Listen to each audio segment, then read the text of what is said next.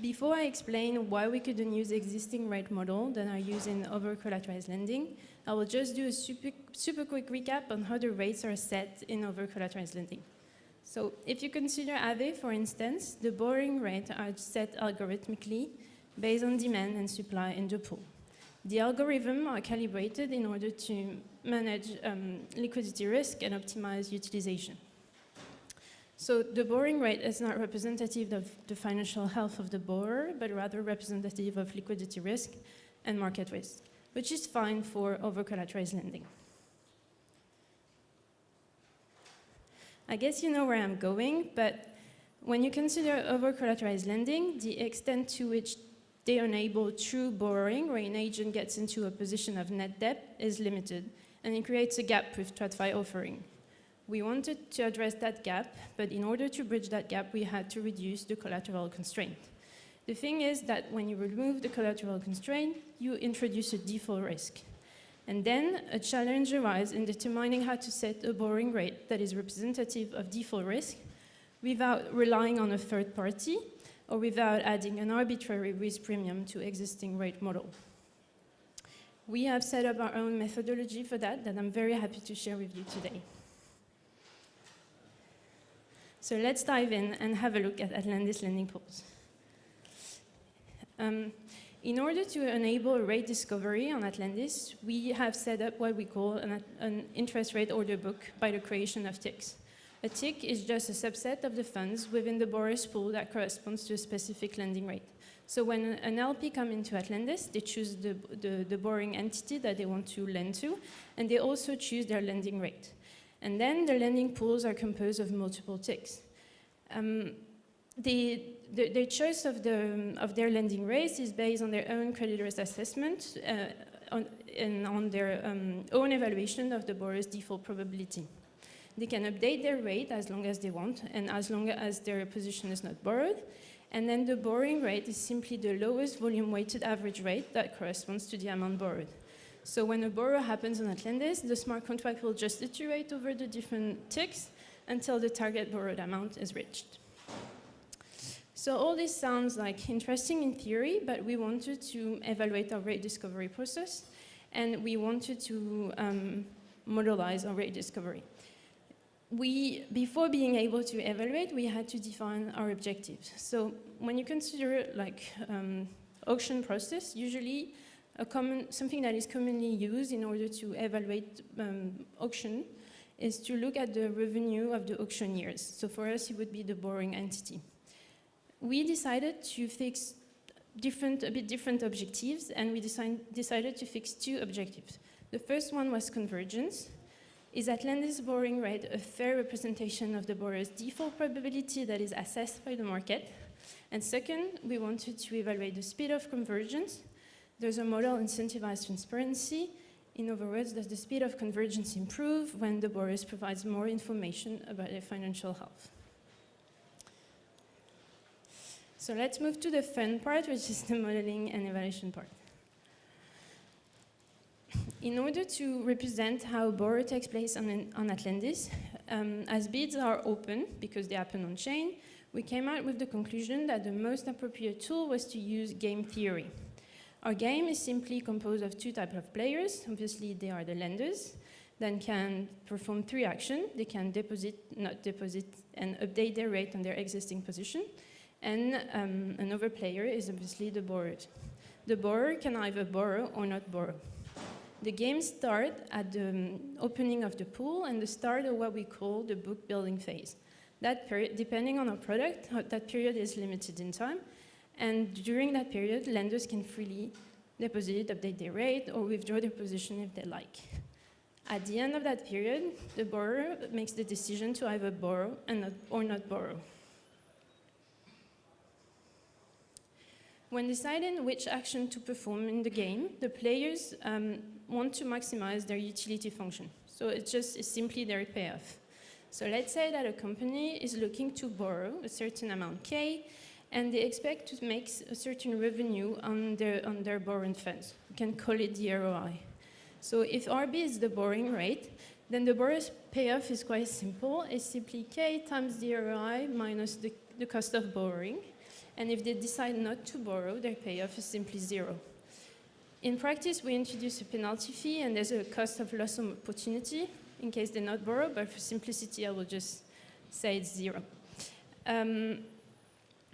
From the utility function, it's quite easy to see that there's a borrowing rate above which the borrower will likely not borrow, because it's when the utility becomes negative, and then he's just better off not borrowing from the pool.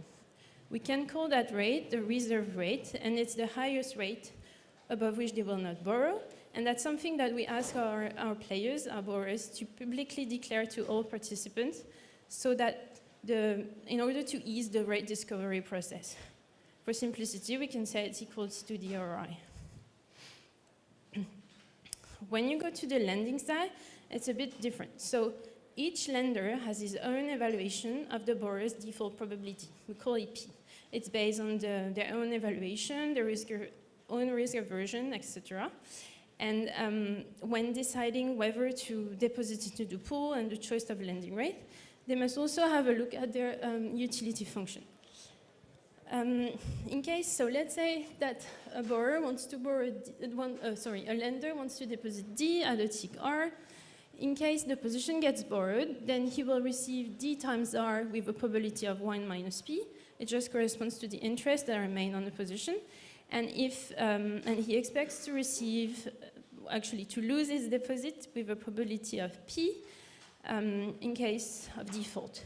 So the utility function when the position is borrowed is simply the weighted sum of those two. So that's what you can see. Like, I was expecting this to be lower because I can't show anything, but yeah, it's what you can see near the equal sign. So it's just the sum of those two. Similarly to the borrowing side, we can see that there's a rate below which the lender will not be willing to lend, because this utility function on the right becomes negative. And he's just better off, he would just be better off not depositing into the pool, or because his payoff would simply be 0. We call that rate, the lowest rate at which they're willing to lend, we call it R star. And we can say that it corresponds to the lender's true valuation of the borrower's borrowing rate. When deciding which action to perform in the game, the lender must also consider their ability for their position to get borrowed, because as you can see from there, they will only get the utility on the right if their position is borrowed.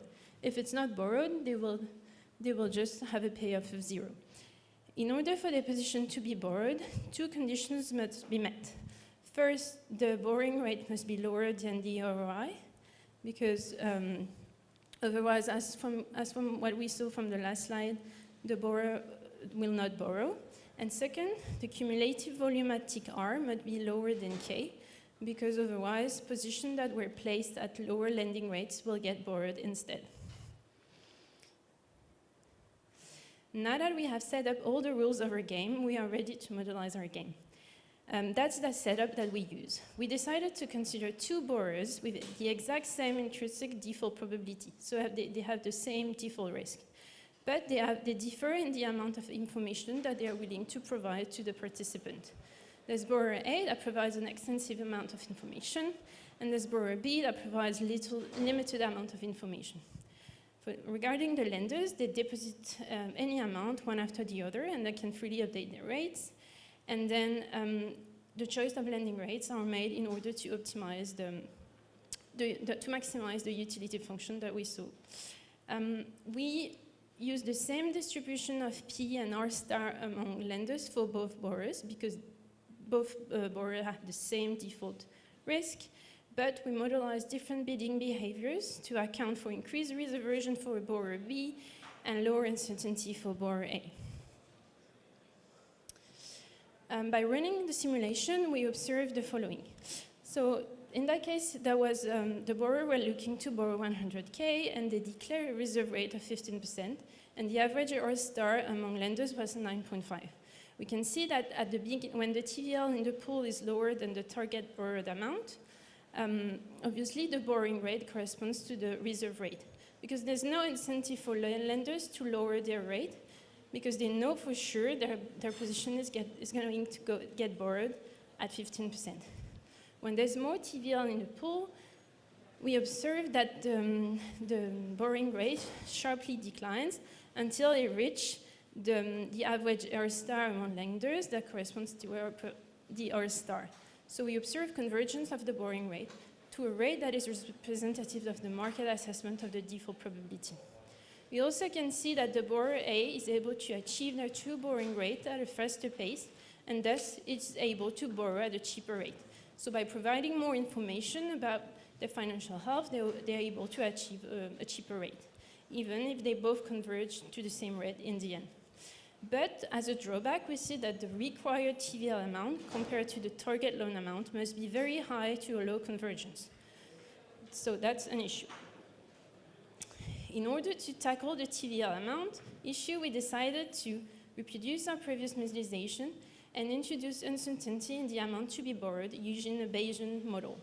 So lenders associate the probability of occurrence to several possible borrowed amounts, and the exact amount to be borrowed is not fixed for sure. By running the exact simulation, we observe an improved capital efficiency compared with previous model. So in blue, that's the previous model, and in orange, it's the Bayesian model. And we see that by adding uncertainty in the amount borrowed, we are able to reach the true borrowing rate at a faster pace. That's what we do on Atlantis. Amounts to be borrowed are capped, but they're not fixed. So we are providing revolving credit lines with a certain credit limit, but lenders are unaware of how much exactly the borrower will borrow in the end. This incentivizes lenders to reveal their true valuation to guarantee matching. So we've explored Atlantis' solution to avoid centralized rate setting or arbitrary risk premium and allow an on-chain rate discovery. We see that our decentralized rate discovery model enables convergence of the borrowing rate that is representative of the market assessment of the default probability. And we see that we observe an improved speed of convergence and thus cheaper cost of capital for borrowers that are willing to provide high amount of information regarding their financial health. This is something that would not be easily achievable in TradFi, where you're dealing with few banking actors. So DeFi rules. Thank you.